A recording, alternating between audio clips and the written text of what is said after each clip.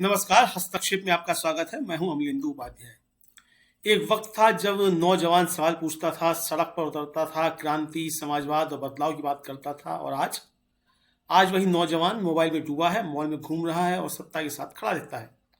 आखिर ऐसा क्या हुआ कि पिछले 30-35 सालों में कि क्रांति का सपना कंज्यूमर कल्चर में बदल गया?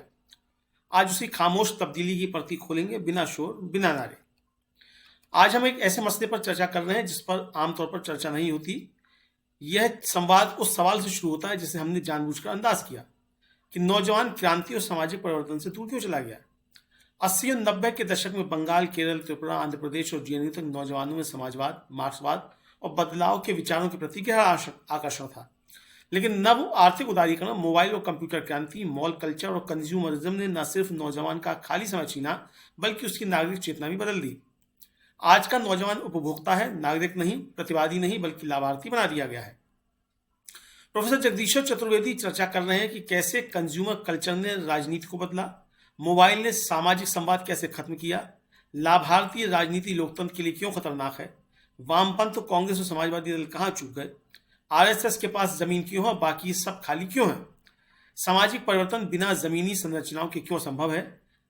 यह संवाद किसी पार्टी के समर्थन या विरोध का नहीं, बल्कि लोकतंत्र की वापसी की बुनियादी बहस है। अगर आप भी महसूस करते हैं कि कुछ तो गलत हुआ है इन 3 दशकों में, तो ये बातचीत आपके लिए है। आशा है आपको ये संवाद पसंद आएगा। अगर ये आपको संवाद पसंद आए तो वीडियो को लाइक कीजिएगा, शेयर कीजिएगा, कमेंट करके अपनी राय भी बताइएगा और वीडियो को हाइप भी कीजिएगा। तो आइए सुनते हैं प्रोफेसर जगदीश्वर चतुर्वेदी को, क्या है उनके विचार। कि एक जमाना था। मतलब चिंता यह है कि युवाओं की चेतना में रूपांतरण किस तरह से हो रहा है और क्यों हो रहा है और किस दिशा में हो रहा है।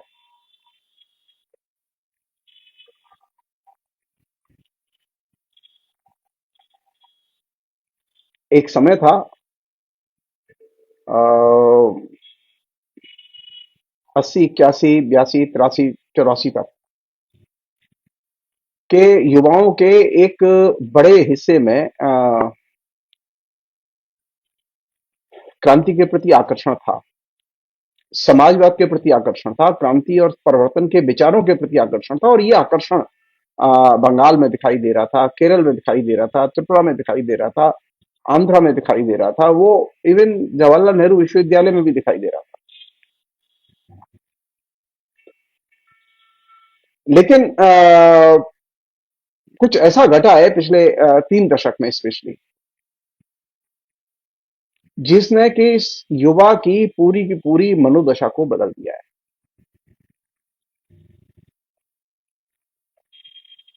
हमने कभी ध्यान नहीं दिया कि जो क्रांति और सामाजिक परिवर्तन की बात करते थे युवा, वे अचानक इससे दूर कैसे चले गए।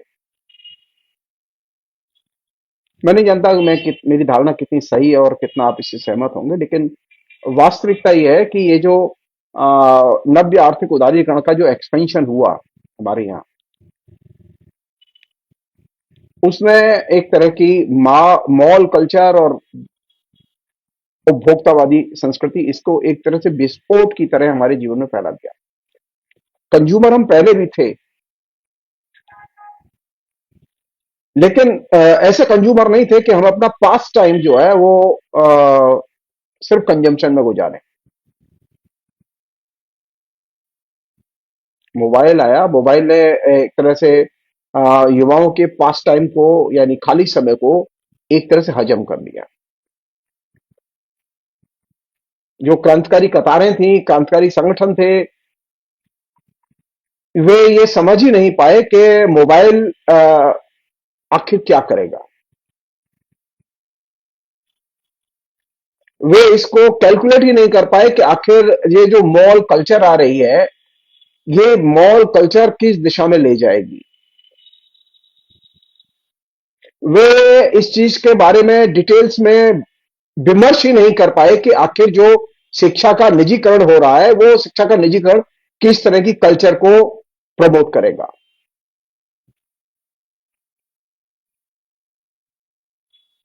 संयोग से ये काम मतलब कंज्यूमर कल्चर को प्रमोट करने का काम और कंप्यूटर रेवोल्यूशन की बात हम लोग बहुत करते हैं,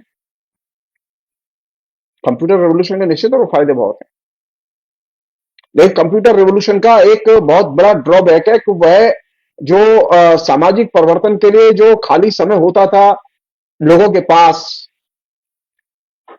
खाली समय होता था एक दूसरे से बातचीत करने के लिए, एक दूसरे से मिलने जुलने के लिए, समागम करने के लिए, उस खाली जगह को अचानक उसने हाईजैक कर लिया। आप याद कीजिए, राहुल गांधी ने जब ये सजेशन दिया कि हम 5 दिन का सप्ताह करेंगे, तो सवाल यह था कि वे 2 दिन कहां गुजारेंगे, जो हिंदुस्तान के नागरिक है वे 2 दिन क्या करेंगे। तो इसके लिए जरूरी ये एक स्ट्रक्चर, सहूलियत क्रिएट की गई, और इस सहूलियत और स्ट्रक्चर को क्रिएट करने में निश्चित तौर पर कंप्यूटर रेवोल्यूशन की बहुत बड़ी भूमिका थी। टेली कम्युनिकेशन के निजीकरण की बहुत बड़ी भूमिका थी, और ये जो मॉल कल्चर जो विकसित हुई, उस मॉल कल्चर ने इसमें बहुत बड़ा योगदान दिया।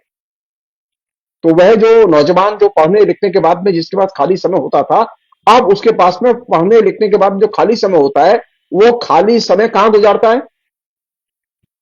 वो खाली समय गुजारता है अपने मोबाइल में, या सोशल मीडिया में, या फिर मॉल में, या फिर अपने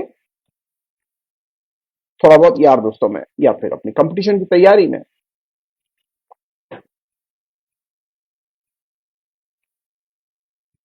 उस समय वामपंथियों की सरकारें थीं, वामपंथ बहुत ताकतवर था,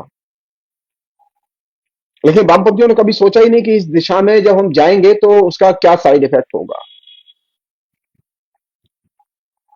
इस दिशा में जब हम लोग जाएंगे तो कंज्यूमर कल्चर की जो एक तरह से ऊंचाइयां हैं, उन ऊंचाइयों में हिंदुस्तान का मिडिल क्लास जब दाखिल होगा, तो उस मिडिल क्लास के नौजवान के माता पिता की क्या मानसिकता होगी।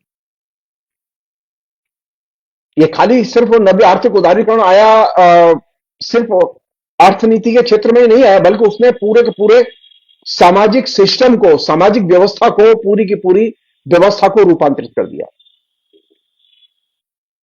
और ये काम किसने किया? ये काम किया केंद्र सरकार ने, केंद्र सरकार की नीतियों ने।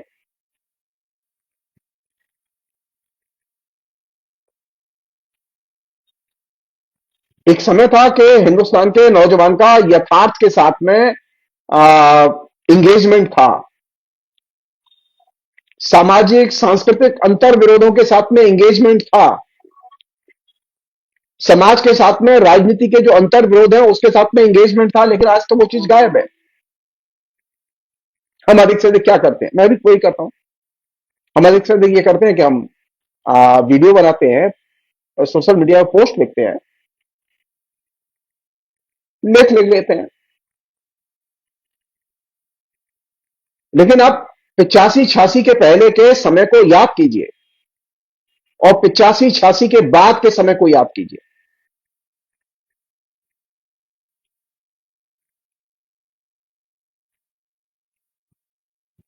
कम से कम उस समय एक जो परिस्थितियां थी उसके अनुसार लोगों का एंगेजमेंट तो था नीचे। आज तो एंगेजमेंट नहीं है।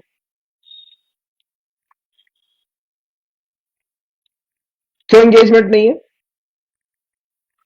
क्योंकि हमारे पास में ये जो डेवलप कैपिटलिज्म है, डेवलप जो कंज्यूमरिज्म है, इस डेवलप कंज्यूमरिज्म के पर्सपेक्टिव में जो नौजवान विकसित हो रहा है, उस नौजवान को एड्रेस करने की हमारे पास में न तो बुद्धि है, न क्षमता है, न परिप्रेक्ष्य है। ज्यादातर जो क्रांतिकारी समूह हैं, उन क्रांतिकारी समूहों के पास में, संगठनों के पास में 70 के दशक की, 80 के दशक की खाली परंपरागत धारणाएं, मान्यताएं और तरीके हैं, जिनके जरिए हम नौजवानों को एंगेज करते हैं और बोलते हैं।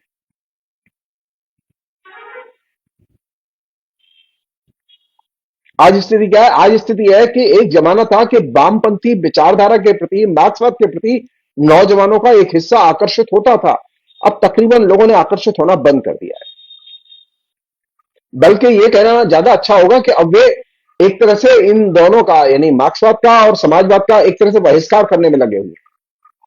क्योंकि जो नई जो सभ्यता संस्कृति विकसित हुई कंज्यूमर संस्कृति के परिप्रेक्ष्य में, अच्छा, ये कंज्यूमर कल्चर का खाली उसने खाली उसका खाली समय ही एंगेज नहीं किया, व्यस्त नहीं किया, उसे खाली समय को उसके को इस्तेमाल नहीं किया, बल्कि उसमें शिक्षा में भी कंज्यूमर कल्चर का असर है, कल्चर में भी शिक्षा वो कंज्यूमर कल्चर का असर है, धर्म में भी कंज्यूमर कल्चर का असर है, यहां तक कि राजनीति में भी कंज्यूमर कल्चर का बहुत तेज असर है। और एक कंज्यूमर कल्चर की एक सामान्य विशेषता है जिसको कि अब आज का नौजवान और इस कंज्यूमर कल्चर से एफिलेटेड इंटेलेक्चुअल, वो चाहे जिस विचारधारा में हो, अधिकतर बुद्धिजीवियों की अवस्था यह है कि जो कंज्यूमर कल्चर का बेसिक मंत्र है वो क्या है? यूज एंड थ्रो, इस्तेमाल करो और फेंको। इसमें एक अवसरवाद संस्कृति के क्षेत्र में, राजनीति के क्षेत्र में, छात्र राजनीति के क्षेत्र में इसने पैदा किया।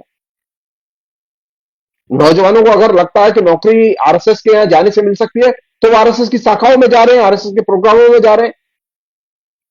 जो आरएसएस के प्रोग्राम में लड़के जा रहे हैं वो, आप ये मान लीजिए, उसमें से अधिकतर लड़के ऐसे हैं जिनका आरएसएस की आइडियोलॉजी कोई लेना देना नहीं है, वे सिर्फ आरएसएस का इस्तेमाल करने के लिए जा रहे हैं।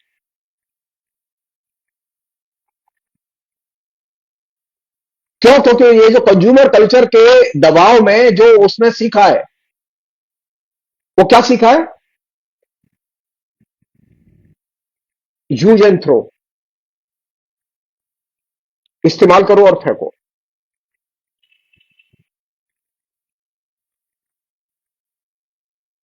आप आरएसएस की, बीजेपी की सरकारें जाने दीजिए, ये नौजवान भाग जाएगा। कहां जाएगा हम नहीं जानते। अगर मतलब अ, कांग्रेस की सरकारें आएंगी तो कांग्रेस के साथ जाएगा, फंडामेंटलिस्टों की सरकार आएंगी फंडामेंटलिस्ट के साथ जाएगा। क्योंकि इसने एक चीज समझ ली है कि सरकार के साथ रहोगे सुरक्षित रहोगे। कंज्यूमरिज्म ने जो एक दूसरी मनोदशा पैदा की, जिसको बहुत लंबे समय तक कांग्रेस ने कैश किया, वो मनोदशा ये थी कि जो सत्ता में है उसके साथ सहयोग करो, जो सत्ता में है उसका अनुकरण करो। और इसी लाइन पर उन्होंने क्रांति और क्रांतिकारी विचारों को चुनौती दी। बीजेपी के लोग, जनसंघ के लोग, आरएसएस के लोग तो शुरू से ही कंज्यूमर कल्चर के हिमायती थे।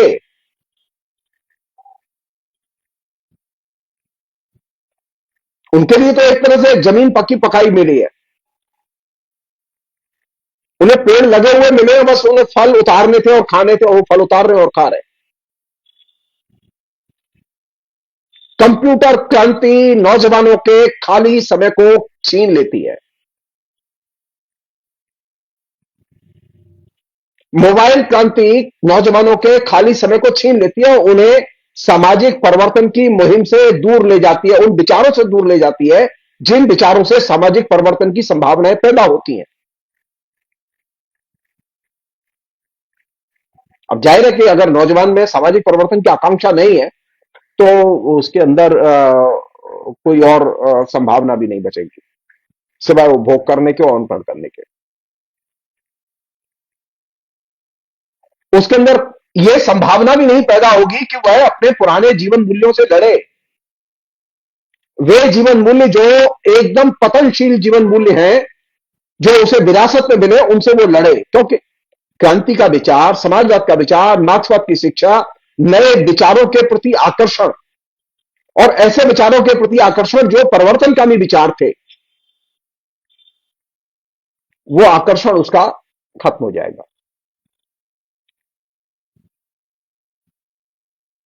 क्योंकि अब वह मजबूर है स्टेटस को मानने के लिए, यथास्थितिवाद को मानने के लिए। वह मजबूर है कि अगर तुम्हारी शादी दहेज से हो रही है तो दहेज से शादी करो, अगर तुम्हारी शादी में 10 लाख रुपए खर्च हो रहे हैं तो तुम चुपचाप समर्थन करो। अगर तुम्हारे सामने अन्याय और अत्याचार हो रहे हैं तो चुपचाप सहन करो।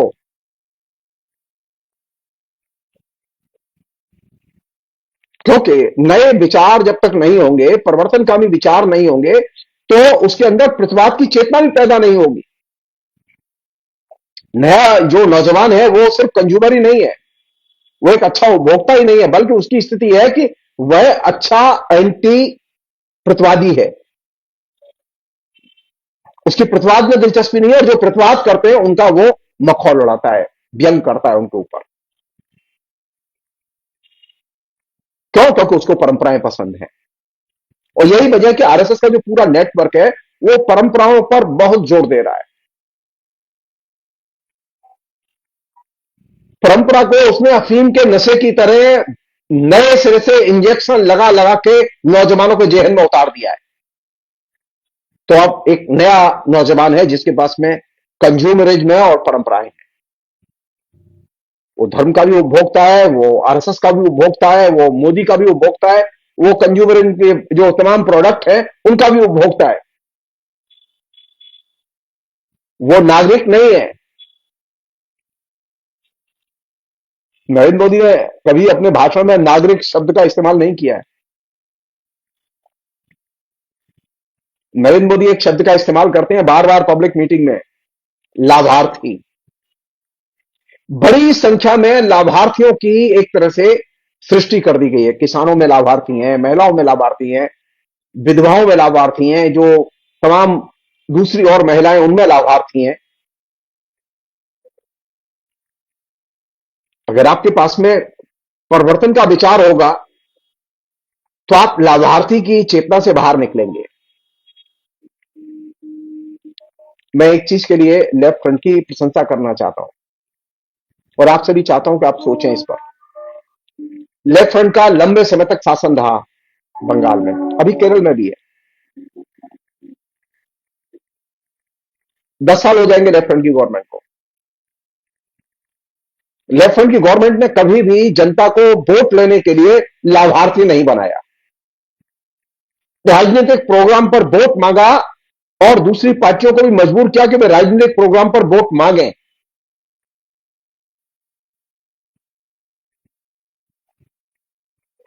जनता को लाभार्थी बनाने का मतलब है जनता को परचेज करना, जनता को गुलाम बनाना।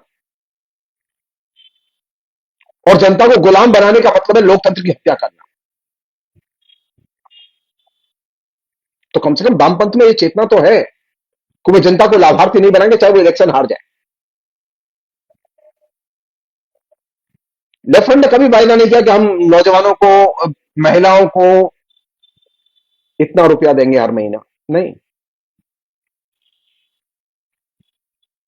टीएमसी ने ये वायदा किया, टीएमसी उसके फल पा रही है, टीएमसी की सरकार है, लेफ्ट फ्रंट हार गया,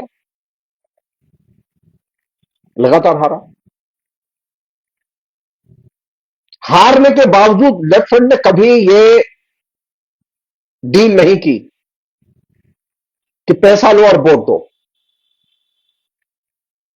डेमोक्रेसी के लिए ये समझ बेहद जरूरी है कि लोग जब वोट देने जाएं तो वे राजनीतिक कार्यक्रम पर, इलेक्शन मैनिफेस्टो पर वोट दें, और इलेक्शन मैनिफेस्टो में राजनीतिक मांगे क्या है इस पर वोट दें। लेकिन अब तो इलेक्शन मैनिफेस्टो में एक ट्रेडिशन चल निकला है, कंपटीशन मचा हुआ है तरह तरह के बेनिफिट देने का। जो जितने ज्यादा बेनिफिट दे रहा है लोग उसके बारे में सोचें। ये जो कंज्यूमरिज्म का जो उभार आया, उस कंज्यूमरिज्म के उभार में ये लाभार्थी कल्चर एक पैकेज है।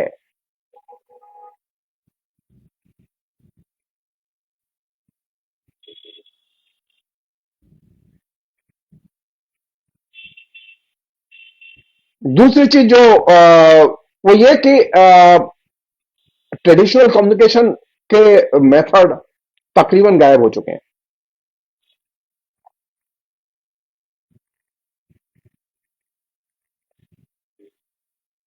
या फिर यह है कि उनमें जो चर्चाएं हो रही हैं उनमें एक खास तरह का रूढ़िवाद है, स्टीरियोटाइप है जो कम्युनिकेट किया जा रहा है।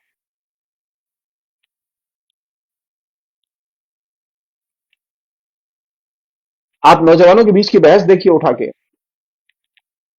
आप दिल्ली विश्वविद्यालय और दूसरे विश्वविद्यालय, आप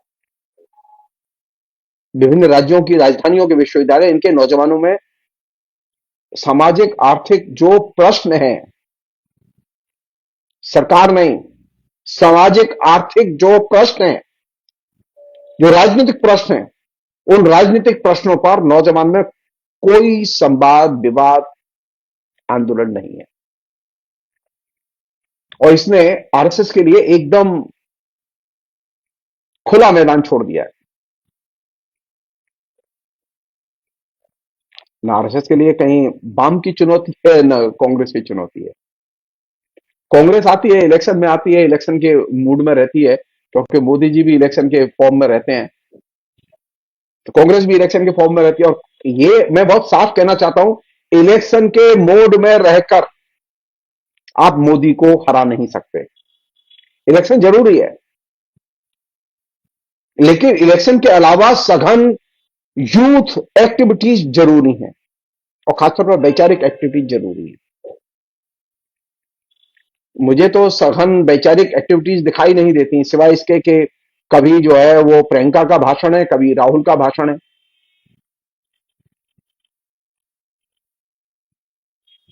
सामाजिक परिवर्तन होगा कैसे? लोकतंत्र की वापसी होगी कैसे? लोकतंत्र की वापसी तब तक नहीं होगी जब तक कि चेन ऑफ सेमिनार और गोष्ठियां छोटे छोटे स्तर पर, हर शहर में, हर कस्बे में, हर गांव में, जब तक वो नियमित नहीं की जाती, लोकतंत्र की वापसी नहीं होगी।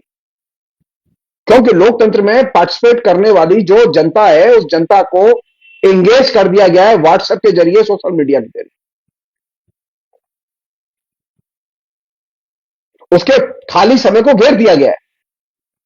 उस खाली समय को घेरने के लिए ट्रेडिशनल कम्युनिकेशन के धरातल पर उतरना बेहद जरूरी है। नरेंद्र मोदी को इससे कोई चिंता नहीं है, कोई चुनौती नहीं है रवीश कुमार को कितने लोग देखते हैं। नरेंद्र मोदी को इससे कोई चुनौती नहीं है कि राहुल गांधी का जो ट्विटर हैंडल है या एक्स पर पोस्ट है, उसे कितने लोग फॉलो करते हैं। लेकिन नरेंद्र मोदी को इससे समस्या है कि नीचे अगर आपकी सांस्कृतिक, राजनीतिक गतिविधियां, वैचारिक गतिविधियां अगर सिस्टमेटिकली और धारावाहिक तौर पर चले, तो आप तय मानिए हिंदुस्तान की पिक्चर बदल जाएगी। लेकिन अभी तो स्थिति बहुत ही खराब है। कहीं से कोई सुगबुगाहट नजर नहीं आती। मैं बहुत साफ कहना चाहता हूं, अगर समाजवादी पार्टी के लोग, कांग्रेस के लोग, कम्युनिस्ट पार्टी के लोग अगर अपने अपने इलाके में ही नियमित संगोष्ठियां करें, लोकल लोगों के जरिए, अपने लोगों के जरिए, जिसमें कि लोगों को वे लाएं बुला के,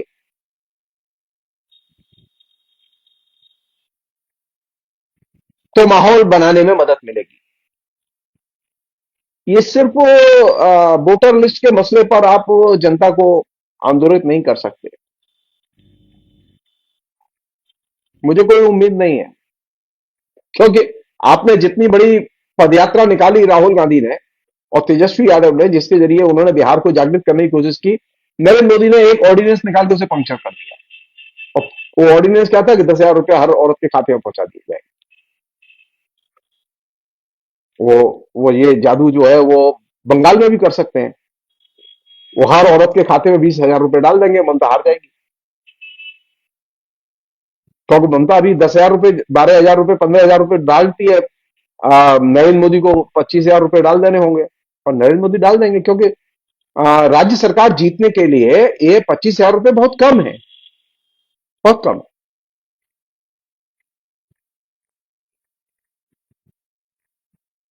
मुझे अच्छी तरह से याद है कि जब ये प्रश्न बहुत पहले, जब बेरोजगारी भत्ते की मांग लेफ्ट ने उठाई थी कि जो बेरोजगार नौजवानों उन्हें बेकारी भत्ता दिया जाए, तो उस समय कांग्रेस के लोग इसका विरोध कर रहे थे, और सही विरोध कर रहे थे कि नहीं, हम ये काम नहीं कर सकते।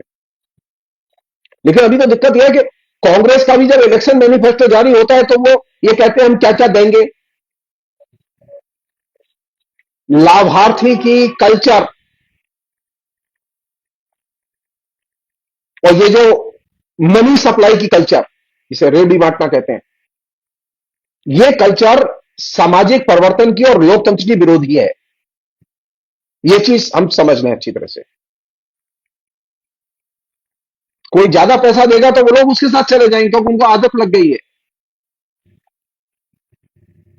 मुझे सामाजिक परिवर्तन चाहिए, मुझे डेमोक्रेसी वापस चाहिए। डेमोक्रेसी आपके हाथ से जा चुकी है, आप लोकतंत्र में रहते हैं। मुझे बोलने की आजादी, मैं बोलता रहा हूं आपके सामने, लेकिन मेरे बोलने का कोई असर ही नहीं है। उसका कारण क्या है?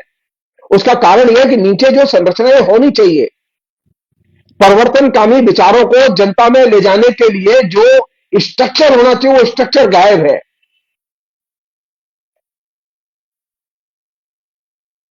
नौजवानों के संगठन नहीं है, छात्रों के संगठन नहीं है। आप पता कीजिए, आप पता कीजिए दिल्ली विश्वविद्यालय में, जवाहरलाल नेहरू विश्वविद्यालय के बाहर कॉलेजों में कितने छात्र संगठन है और दिल्ली विश्वविद्यालय में कितने छात्र संगठन है जो वहां सेमिनार करते हो। जब छात्र संगठन, नौजवान संगठन छात्रों और नौजवानों में नियमित संगोष्ठियां नहीं करेंगे तो विचार जाएंगे कहां से?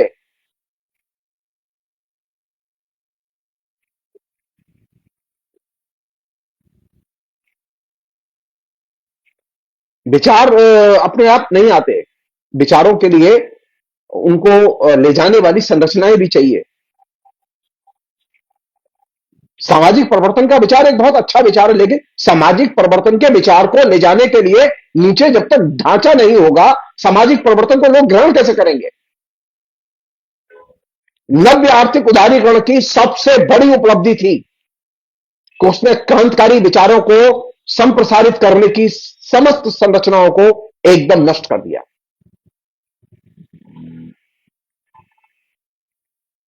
मोबाइल क्रांति की तमाम उपलब्धियों में एक यह नेगेटिव चीज है कि वह नागरिक चेतना पैदा नहीं करता। मोबाइल वह सिर्फ एक अच्छा ग्रहीता बनाता है।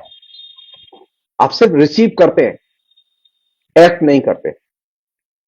एक्ट उसी मसले पर करते हैं, उसी जगह करते हैं जहां संरचनाएं अवेलेबल है। मसलन अगर वहां गंजी का विज्ञापन आ रहा है, वहां अगर बनियान का विज्ञापन आ रहा है, वहां अगर शर्ट का विज्ञापन आ रहा है, तो शर्ट को विज्ञापन के साथ साथ नीचे ये मालूम है कि ये शर्ट कहां मिलेगी।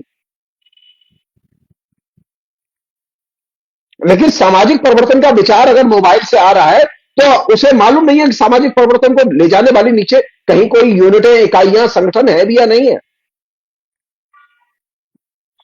इसका जानते हैं परिणाम क्या निकला है? तो मायावती की दुकान भी लूट गई और कम्युनिस्टों की दुकान भी लूट गई। संगठन है, जनता चली गई, नौजवान चले गए। मायावती है, मायावती के पास में इफरात में पैसा है। कम्युनिस्ट है, कम्युनिस्टों के पास में पैसा है, कम्युनिस्टों के पास में विचार है, मायावती के पास में भी विचार है, लेकिन जनता चली गई। क्यों? क्योंकि जनता को ले जाने के लिए जो विचार और उसकी संरचनाएं होनी चाहिए, वो संरचनाएं अब इनके पास नहीं है। विचार सिर्फ चुनाव में संप्रसारित नहीं होते। चुनाव एक मंच है। विचारों के संप्रसारण के लिए अहरनिश 12 महीने कम्युनिकेशन की और उन ऐसी संरचनाओं की जरूरत है जो 12 महीने काम करें। तो ऐसी संरचनाएं न तो कांग्रेस के पास है, ना समाजवादी पार्टी के पास है, ना कम्युनिस्ट पार्टी के पास है। हां, आरएसएस के पास है। तो आरएसएस के लोगों को कैटर करने में, एकजुट करने में, अपने तरफ आकर्षित करने में सफल हो जाते हैं।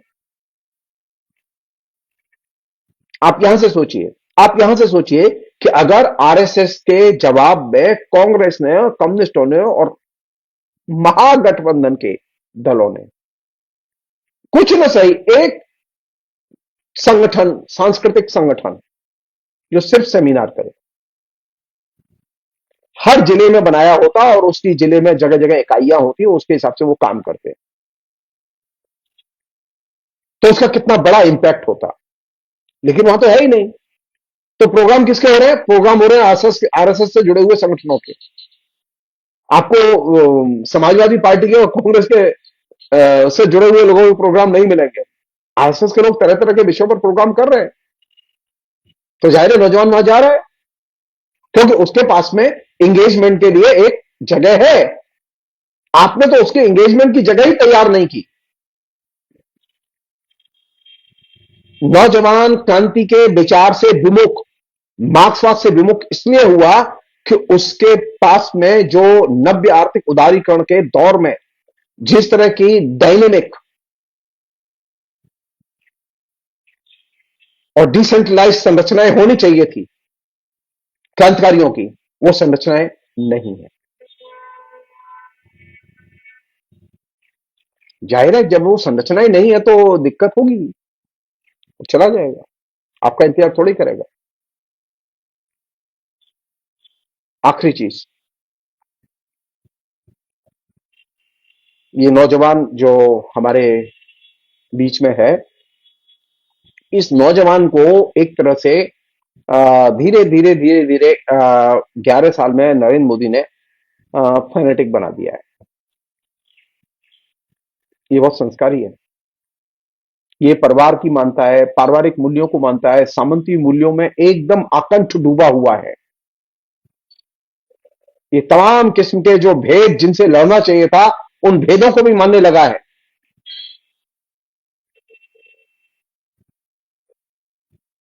अगर आप उसका दैनंदिन आचरण देखें और उसकी बातचीत के टॉपिक देखें, उसका मूल्यबोध देखें, तो लगेगा कि भारत में अगर ये नौजवान अगर 19वीं शताब्दी में होता तो नवजागरण कभी नहीं होता।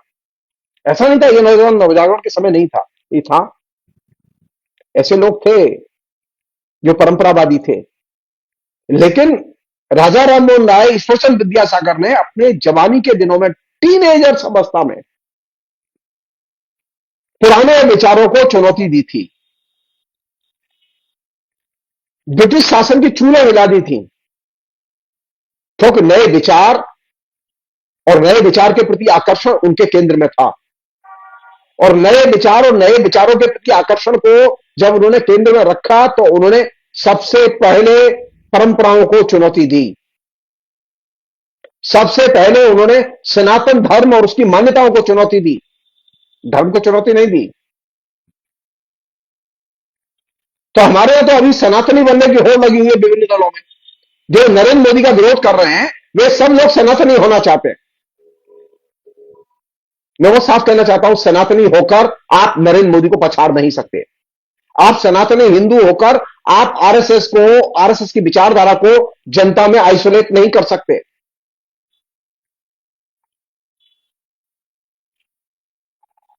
कुछ तो राजा राम मोहन राय से सीखो, कुछ तो ज्योतिबा फुले से सीखो। मुसीबत यह है कि जो दलित राजनीति कर रहे हैं वे भी ज्योतिबा फुले से और अंबेडकर से सीखने को तैयार नहीं है।